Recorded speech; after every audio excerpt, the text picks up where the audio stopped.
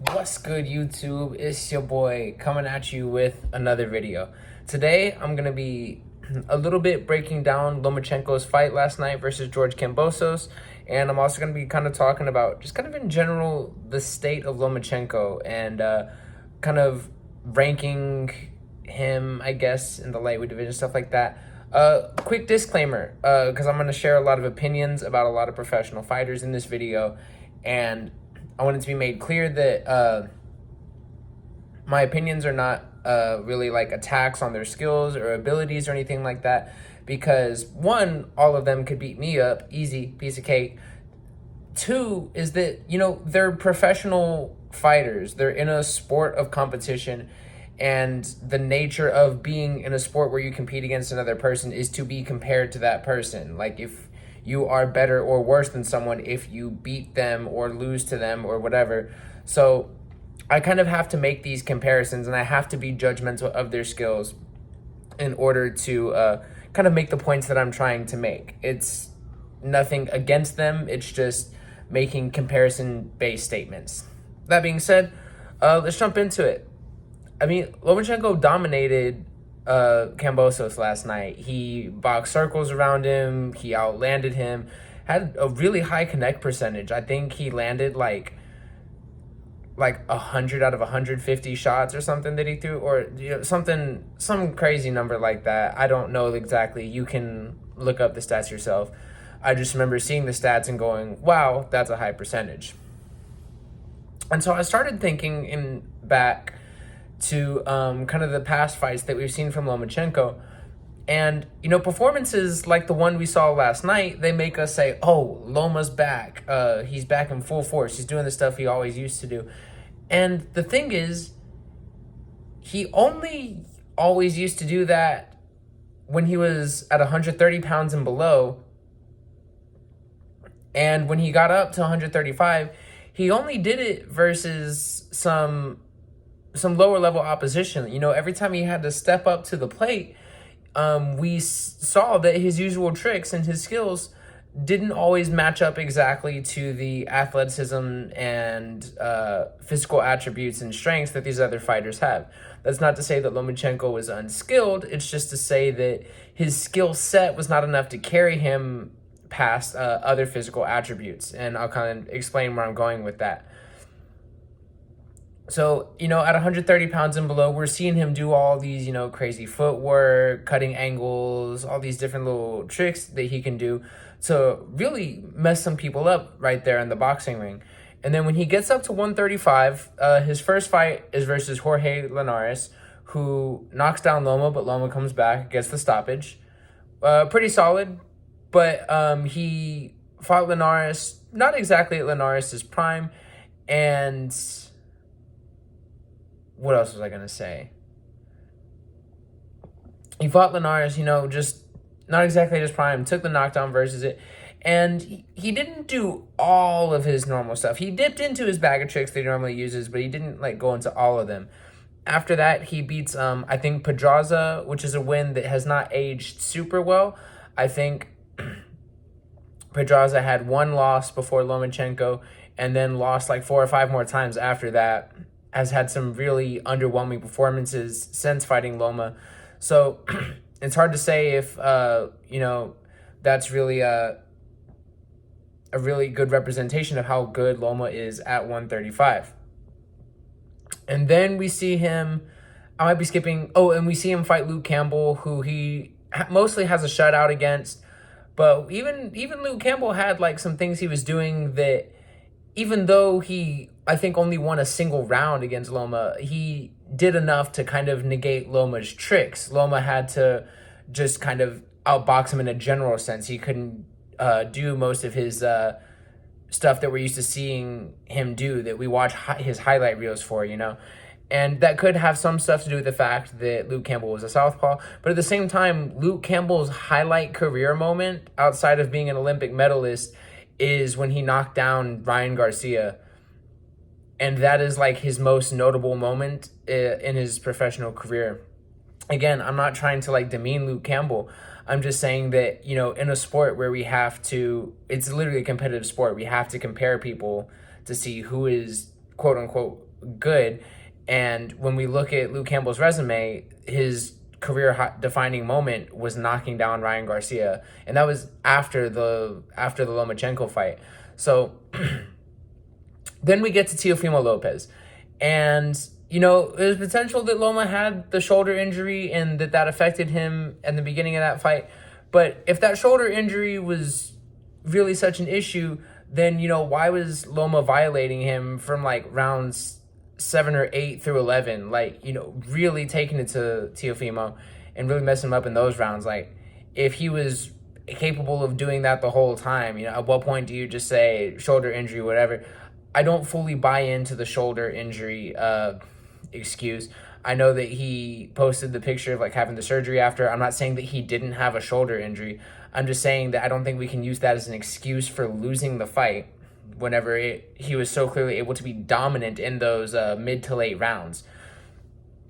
And so arguably that fight was pretty close. Some people argued it was a draw. I think a few people will try to say Loma won. But his first big step up to the plate at 135, and he falls short.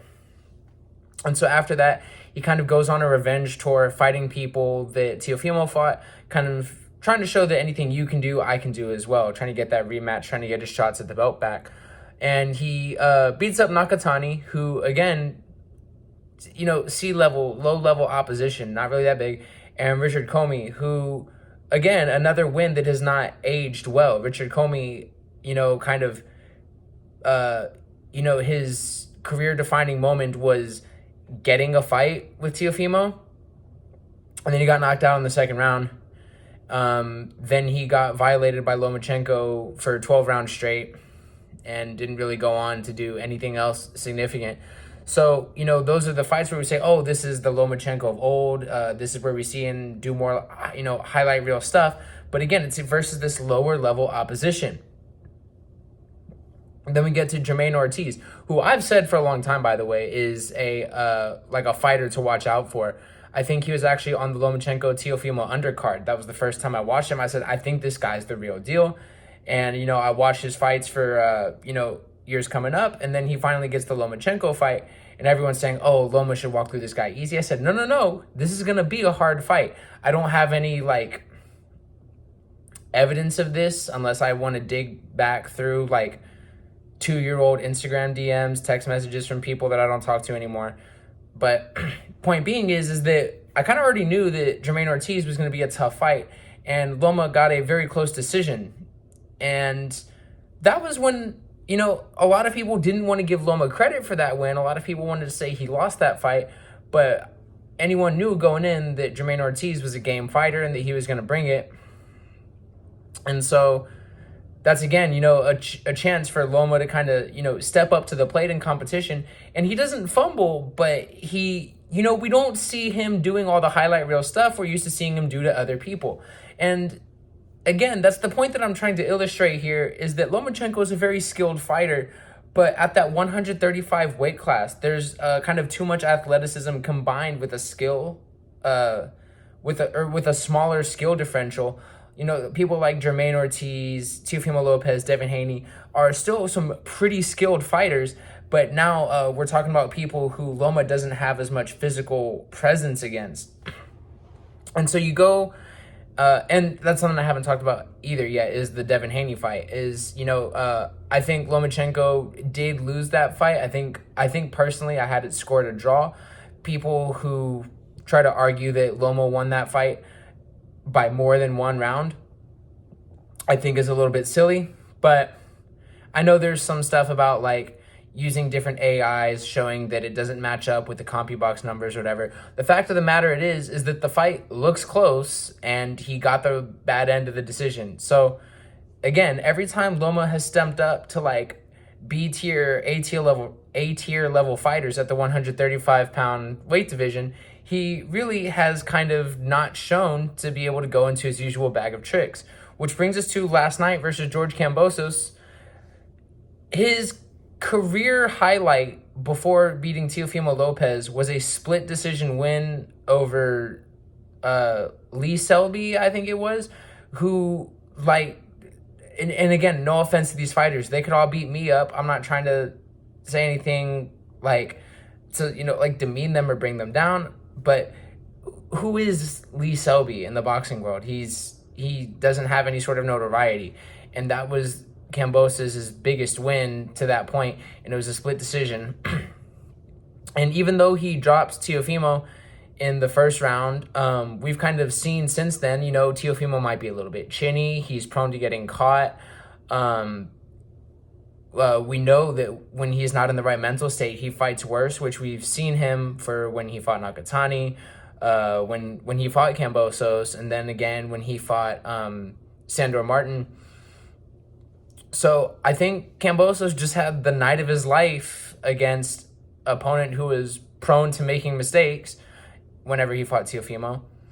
And then, you know, after the big win over Teofimo, we look at all of his fights since then. 2 straight losses to Devin Haney, barely ekes out a win versus Maxie Hughes, when I think at best for Kambosos you can score that a draw. I think Maxie Hughes should have won that fight.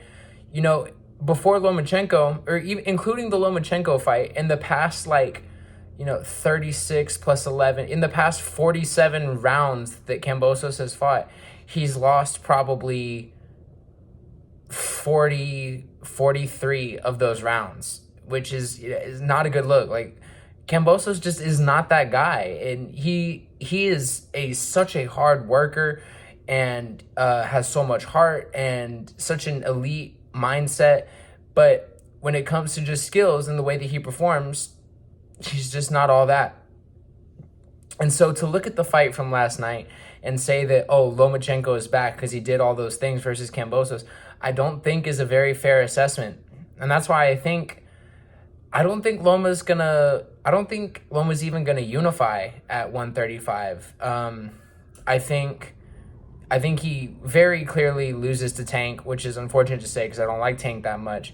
But I mean, and don't flame me in the comments. I'm allowed to not like people, especially strangers that I don't associate with. Like, I'm allowed to not like them.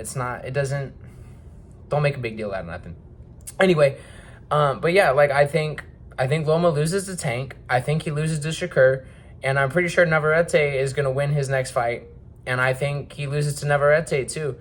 I think that those 3 fighters are too skilled, and I think that they're too young, too hungry, too powerful for Lomachenko to really do anything, except maybe Shakur Stevenson, just because Shakur doesn't have that punching power. But even then, I think that Shakur's got more skills and is just more athletic than Lomachenko is. I think maybe a few years back, like maybe before Shakur fought Oscar Valdez, Lomachenko would have had a pretty good chance against him, but I just don't see it right now. And all of that kind of to say is that I think that Loma just hit that weight class that was, you know, one too many.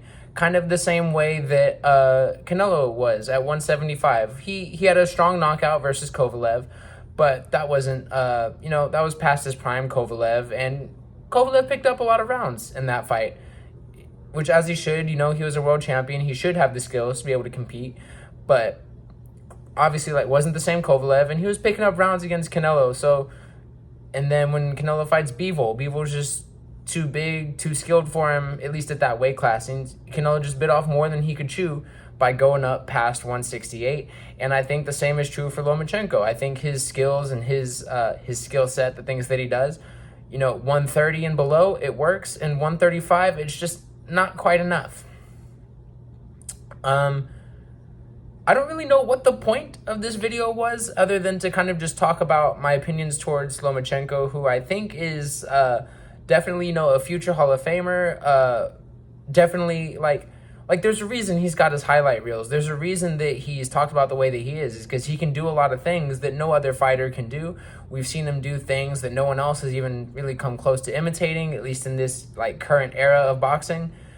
But I just think that he's in a stage right now where it's not ideal for him, and that's not to take away from him. It's just to say that I think at 135, he's never gonna be the fighter that we really want him to be. I think at 130 and below, that would have been his ideal area. And you know what? Props to him for challenging himself, by going up that weight class and, consistently getting in with people who could give him trouble, and he fights through the adversity. And even in the losses, it's always been close. He's always shown shades of being able to win those fights. Like he starts early versus Teofimo, maybe he beats Teofimo. If he doesn't take that 12th round off versus Devin Haney, maybe he beats Devin Haney. And so there's all those, there's all those moments, like I said, that show that, maybe he can be that guy, but he just hasn't been for whatever reason. Let me know what you think in the comments, if you agree or disagree. Who do you think Lomachenko should fight next? Who do you want him to fight next? Be sure leave a like if you enjoyed this video, and I'll catch you guys in the next video.